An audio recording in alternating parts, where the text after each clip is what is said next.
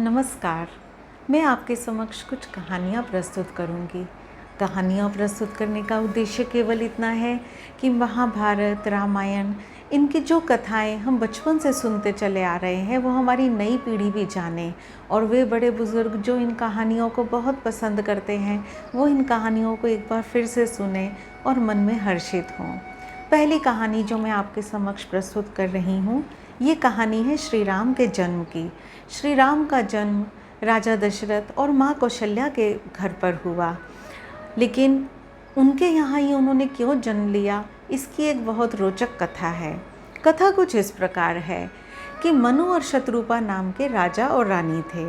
मनु और शत्रुपा ने श्री विष्णु भगवान की बहुत तपस्या की। उनकी इस तपस्या से प्रसन्न होकर जब विष्णु जी उनके समक्ष प्रस्तुत हुए, उपस्थित हुए, तो उन्होंने कहा, राजन मांगो, मुझसे क्या वर मांगते हो।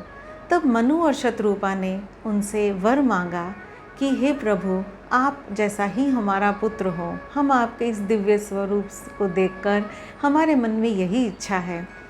तो विष्णु जी ने कहा कि अरे भाई, मैं अपने जैसा कहाँ ढूंढने जाऊँगा, तो ठीक है, मैं ही आपके घर पर आपके पुत्र के रूप में जन्म लूँगा।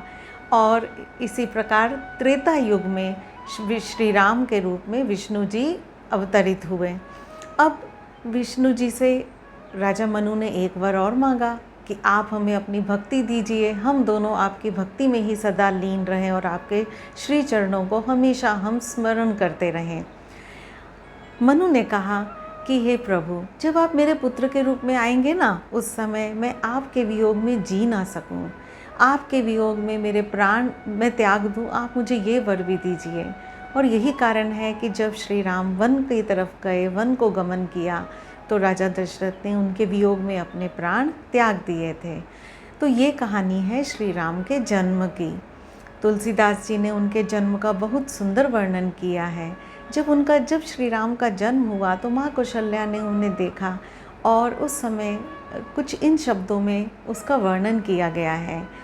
भय प्रगट कृपाला, दीन दयाला, कौशल्या हितकारी, हर्षित महतारी, मुनि मनहारी, अद्भुत रूप विचारी। तो इस प्रकार से ये श्री राम के जन्म की कथा है।